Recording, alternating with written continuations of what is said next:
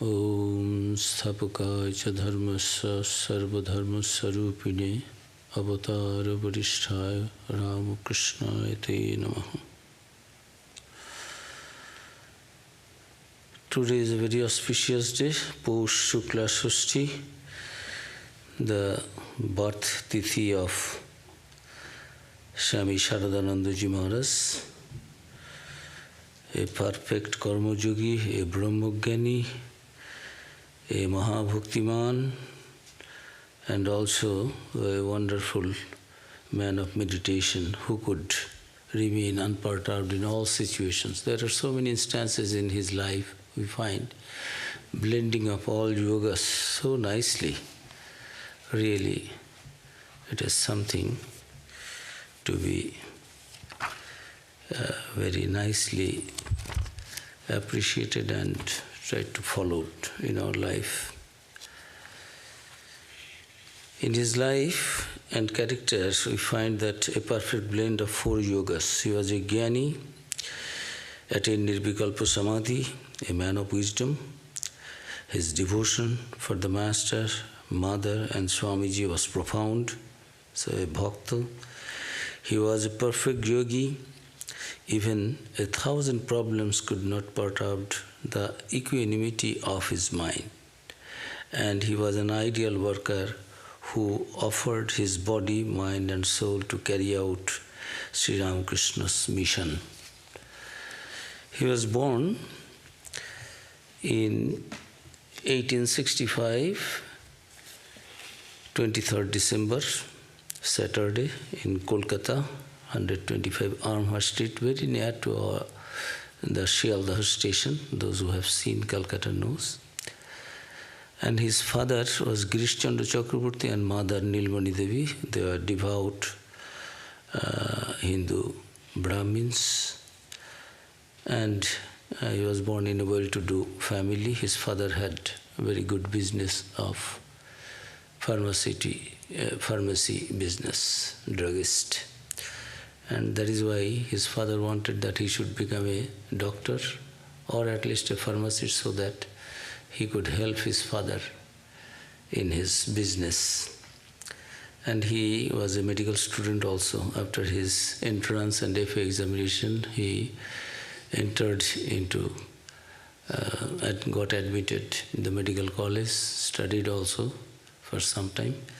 But he knew that Sri Ramakrishna could not touch and accept the seva, service from those who were doctors and lawyers, because in those days doctors used to take too much money from those who were in a very miserable condition, something. And lawyers, knowing fully well the falsity and wrong of his client, they would suppress the truth to win over the case and get money. So he knew that master would not accept. That is why he stopped after that. But he was very much impressed, and by reading with his brother Swami Ramakrishna-nandaji, Shashi Maharaj, he and their friend, there was a friend circle who attended the Brahmo Samaj, Keshav Sen, inspired by them, and used to visit Brahmo Samaj prayers and was member there. So Keshav Sen wrote very nice article in his paper, Indian Mirror, and there they found that Keshav Chandra Sen was writing wonderful things about Sri Ramakrishna. So they also, these youngsters, at the age of just 18, because he was born in 1865, first met Sri Ramakrishna in October 1883. Reading this article by Keshav Chandra Sen on Sri Ramakrishna in Keshav Chandra's paper. So one day they came to see Sri Ramakrishna, and on the very first day, Sri Ramakrishna very cordially accepted them. And both of them, these two brothers, Shashi and Sharad, both became sadhu, and another friend was there, Kali Prasad. But he recognized them as his own and told, "Come next alone." And that day he asked them to read from the Bible. And in the Bible there is a description where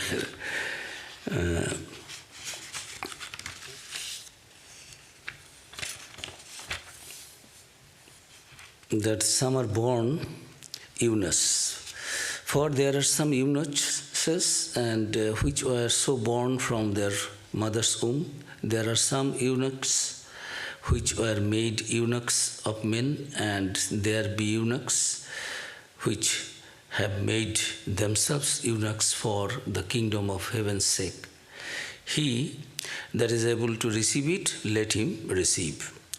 He asked one of these boys to read from the certain book from there, and then he asked to read from the Saint Paul, and I quote, "I say therefore to the unmarried and widows, it is good for them if they abide even as I, but if they cannot contain, let them marry, for it is better to marry than to burn."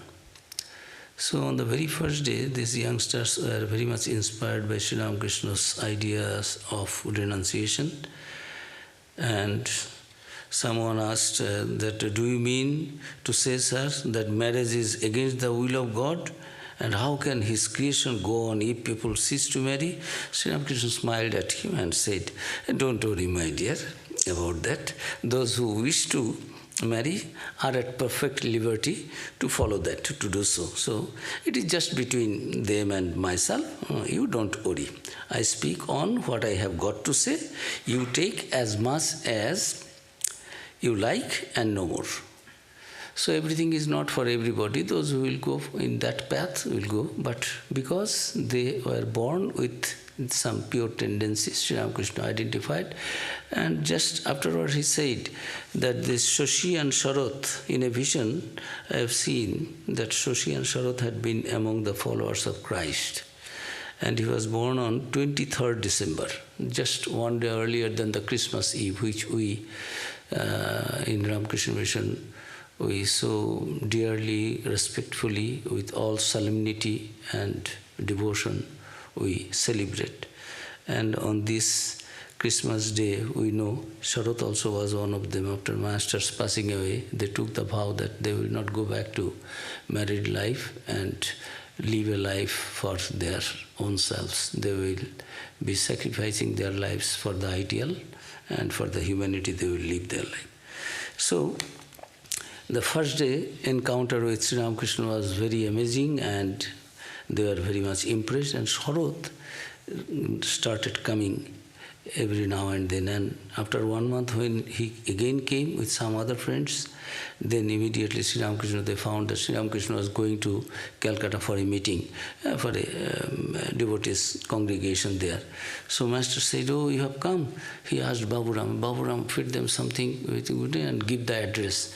"I am leaving now for Calcutta. You people also come there. There will be very festivity. Come there." So they also followed there, Sri Ramakrishna, and Sharat was very much impressed seeing that Master entered into Samadhi and was talking about the meditation, meditation on the formless aspect of God, and how to meditate and see it in which posture for the God in with form. So he was very happy and more and more getting attracted for his very sweet behavior. As he danced his ways, sometimes he lost outward consciousness and sometimes his cloth fell.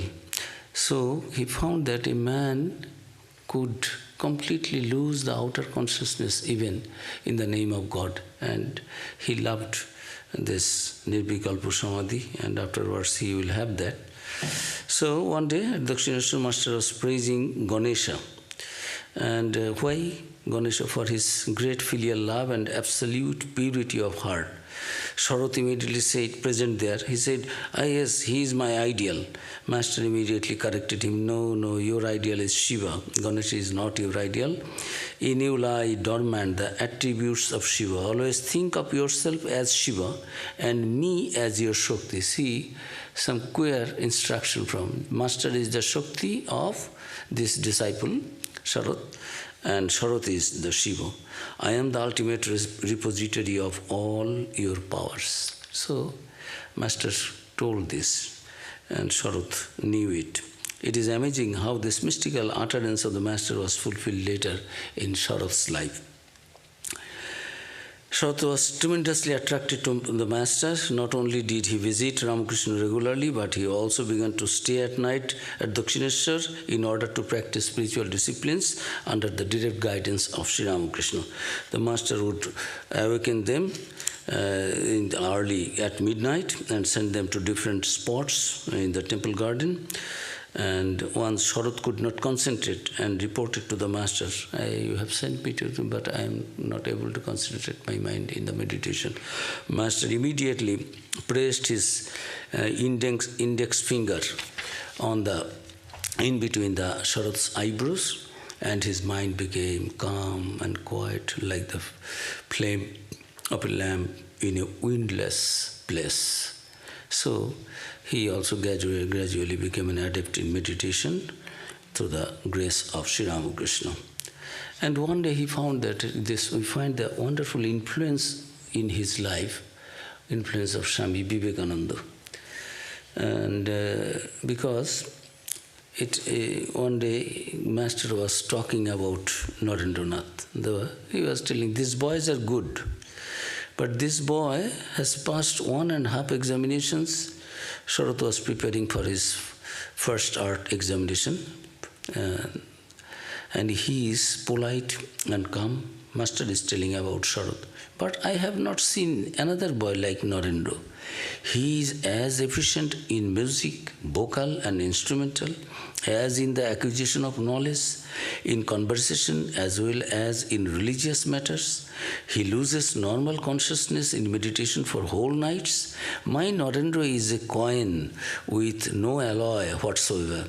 Toss it off and you hear the truest sound. He goes to the Brahmo Samaj also and sings devotional songs there. But he is not like other Brahmos. He is a true knower of Brahman. He sees light when he sits for meditation. Is it for nothing that I love Narendra so much? So Master was telling these things and asked him, do you know Narendra? No, I do not know. Actually, he knew Narendra, but not knowing that that same Narendra is coming to Sri Ramakrishna and Sri Ramakrishna is praising this Narendra. So Master said, meet him. So being impressed by Master's descriptions, he went to meet and found that, oh, this Narendra he already knew.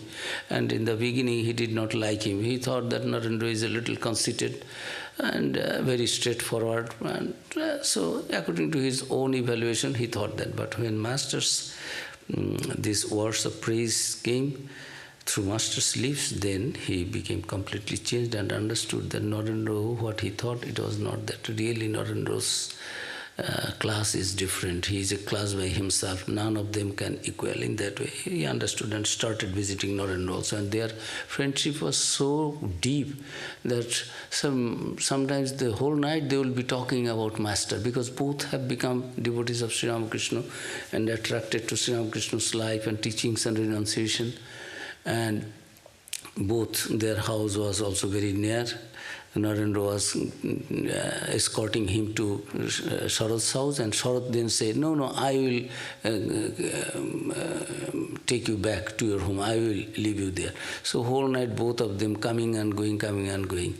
And in their home also, Narendra said that he, perhaps in previous lives, this room, this house is very known to me.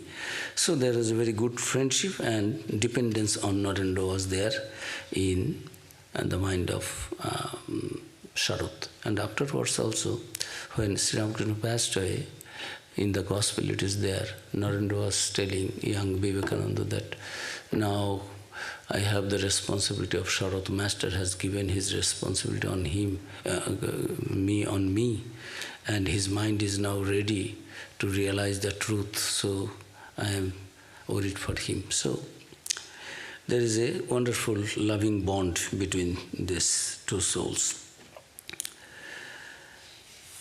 And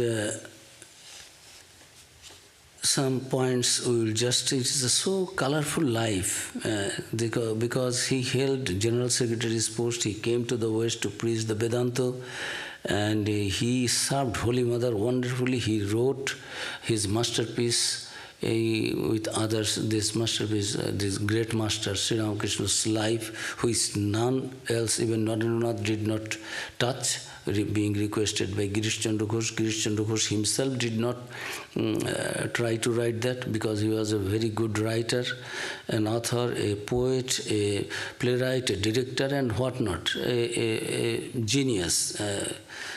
But he himself did not write. He requested Swami Vivekananda. Vivekananda said, GC, Girish Chandra Ghosh, he used to say, GC, do you think I am that fool? Just making the form of Shiva, I would be making a form of monkey. I am not that fool. I will not do. I have not understood Sri Ramakrishna that I can write a biography on Sri Ramakrishna. But afterwards he said, Sharad will write. But he said, nobody understood that. But afterwards, Sharad wrote that also. So wonderful is his life. He did too much austerity. So when Master was there in life, when he started going, Master gradually contracted this throat cancer. So Master came to Calcutta and Shampur Bhatti. There he started more and more going there, visiting and doing seva to Ramakrishna Dev. Many others are also there. And his father was a good man. Father, mother all became devotee of Ramakrishna. But when they found that too much he is going and staying with this man, my son will be then sadhu. And so he was the eldest in the family. Then one day his father, he requested his son, my dear, don't go too much. This is, no, I will go. Then I cannot remain. Then he said, you marry? Then they said no. He said no. So he came to Sri Ramakrishna and requested, sir, if you tell, then my son is so devoted to you, he will marry you, see you, please tell. Sharat was telling him before his father, in front of his father, do you think that even if he requests me, master requests, and I will marry? No, the ideal I have taken up, I will not give it up. Master was telling, my dear, you are asking me to request, you see what your son is telling. I cannot say anything. And so, in this way, father could not do. Then father thought, I will take my own Pandit and our priest, this Tarkalankar. If he goes, then his name was Jagan Mohan Tarkalankar. He was a very famous man.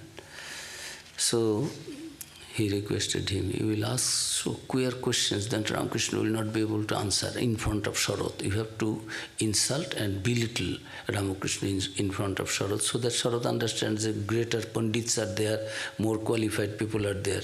He will be mixing with you, not going to Ramakrishna. So they came, and after a while talking to Ramakrishna, the Pandit understood where he has come.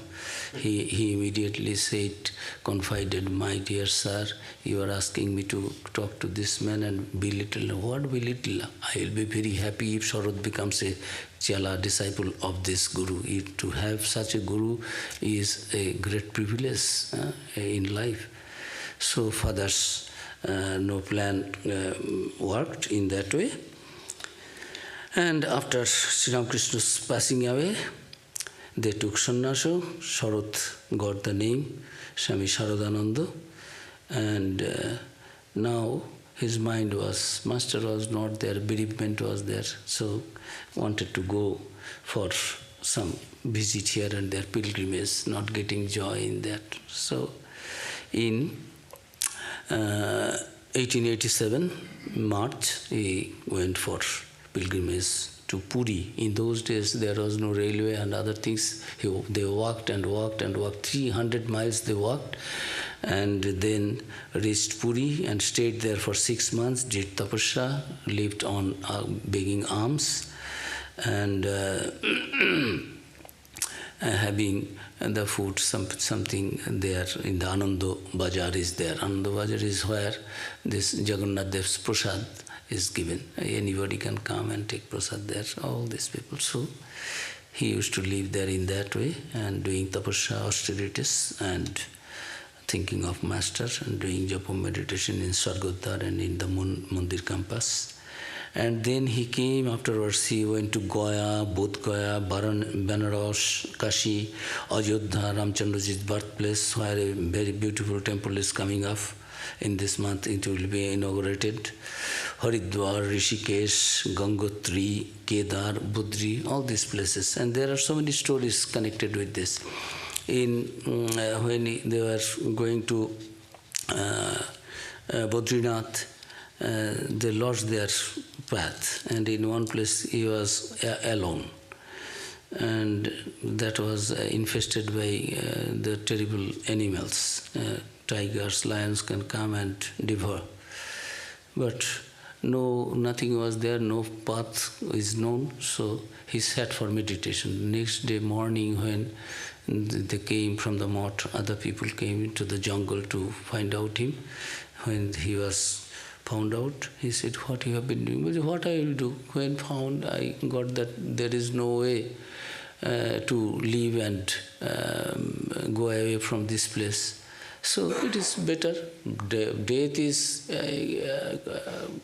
it is imminent and it is sure.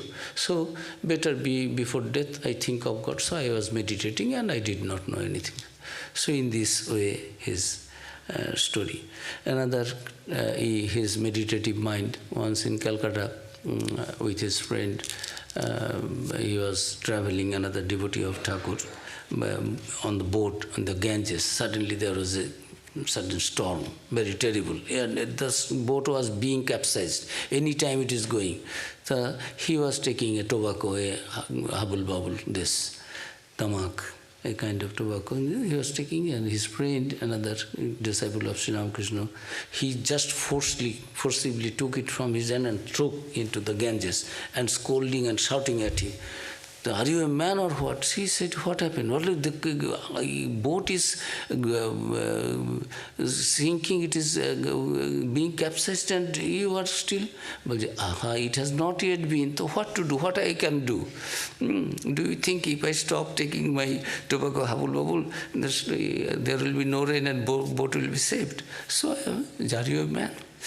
So once Swamiji used to scold so much. Raja Maharaj even used to shed tears, closing the doors. So Swamiji scolding, in those days it was not that easy thing to live with Swamiji and work with Swamiji, because Swamiji knew that his days were numbered, and always he wanted that work should be done as quickly as possible so that he could do his duty, what he has been assigned to by his Guru. So one day, the work he was given to do in Calcutta, it was not done. He came back and he started scolding this and that. But he completely remained unperturbed, like the Ganesha. Holy Mother said he is the Ganesha of Ramakrishna. So Swamiji afterwards, when no reaction, then Swamiji himself succumbed and came to, oh God, are you a man? You have got the blood of a belemas, a special kind of fish. It does not become angry like that. So unperturbed in all situations, be it in the jungle, in the jaws of a tiger and other animals, in the Ganges, or in anywhere. Swamiji is scolding, never ever showing any, giving any reaction. So he was requested by Swamiji that come and to Europe and America for preaching. I need one assistant, you will be the best, you come. So he came to England in 1896. There Swamiji immediately gave him some classes and training him how to lecture, how to speak to the Western audience, because he did not have any experience of that. And Swamiji was teaching. And then Swamiji was invited by Professor Max Muller. Max Muller requested him. He was writing the biography of Master, the life of a real Mahatma. So, about Sri Ramakrishna. And he requested for sufficient, authentic materials for Sri Ramakrishna's life so that he can make a big detail and big book on that. So Swamiji immediately said, yes, I will supply, and said, you give it. And he, Sharadanandaji, knew there. Immediately he started collecting all the materials as best as possible and gave a manuscript. He gave it to Swamiji. He was not happy that my writing Swamiji will not approve. Swamiji will edit, cut this, that, and then he will give it to the Professor Max Muller. But Swamiji read and said, oh, it is very good. Only one or two words, a little bit. Too much Sri Ramakrishna is not good. Just a little less, although it is true to you and me, but not for the audience. So just not spoiling the material only. And then he gave it to Professor Max Muller. And afterwards, when it was published in his book, that chapter, Sharat Maharaj, Swami Sharadanaji said that, oh God, I found that he printed it as it is, what I sent, after a little correction by Swamiji. So, in future he would write Sri Ramakrishna's life, so he was already being prepared for that. Perhaps Swamiji was impressed upon that, and that is why he brought him back from England, America. When he came to England, from England he went to New York to Brooklyn, Boston, Montclair, New Jersey. There he lived with the Wheelers, and everywhere he used to give classes, lectures, Vedanta, Gita, yoga, and for his sweet behavior and attractive this personality, each and everyone became very much attracted to him. But he went back in 1898.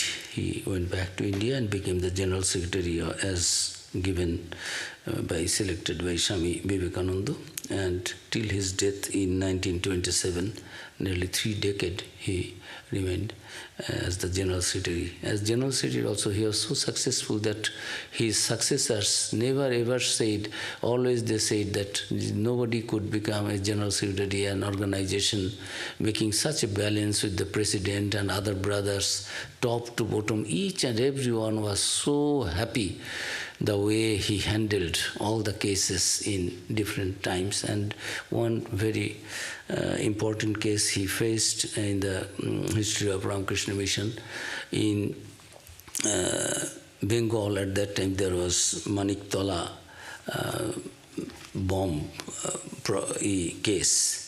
And this Maniktala bomb case, some youngsters, they were inspired by Swamiji, and in their, most of the revolutionaries had in their hands Swamiji's books. Whenever they used to be caught by the police, they found that they were doing all these things being inspired by Swamiji. So many of them joined, particularly Swami Pragyanananda and Chinmayananda. They were named in that Alipur Maniktala bomb case, but they could not prove, police could not prove, so they were released, and after that they came to Belur Math, took initiation from Holy Mother Sharada Devi, and took the vow of sannyas also. But police started coming, and there was, among others also, that it is not good to keep them in our order. They have got already the stamp from the police, always spy will come every now and then. Sharadananda himself was summoned by the police, and the police officer even did not give one chair to him. And so many were not happy with them, that better for the good of the organization, it is better that they should leave. Then when it was reported to Holy Mother said, no, if they leave, then everyone will leave. Their life is not connected with their previous life, what they did. What they did. Now they are a completely changed one. They are living a spiritual life. You go and talk to the Governor General, who gave a derogatory remark, lecture in Dhaka, Darbar. There, the Ramakrishna Mission has become the place, shelter for the revolutionaries, and they are doing anti-government activities. So, Holy Mother, being guided by Holy Mother, Sharat Maharaj wrote letter, memorandum to the governor's secretary, and the chief of the police came to Belur Math. They visited, inspected everything, talked to him, then had an appointment with governor. Sharat Maharaj went to the governor to meet him, and after talking to him, governor has written this. On 26 March, the governor withdrew his statement, a rare event during the British rule in India. The letter he wrote to Sharadananda follows. Dear sir, I thank you for having come to see me and for the trouble you have taken to tell me about the origin of the Ramakrishna Mission and its aims and objects. I read with great interest the memorial which the mission authorities submitted to me some time ago. I regret very much to hear that words used by me at the Darbar in December last regarding the mission should have led in any way to the curtailment of the good religious, social and educational work the mission has done and is doing. So, it is a long letter. So, apologetic tone. Never ever any British governor would say like that. But he convinced them in such a way that he said, and again everything was okay. So this was, as General Secretary, a great thing with the government, with the mission activities, all these things. And when the foreigner devotees, Swamiji's devotees used to come and visit, he used to take them, Madame Calvé, this sister Devamata, all of them, when they talked to Sharadanandaji, they said that wonderful, their experiences, always charmed.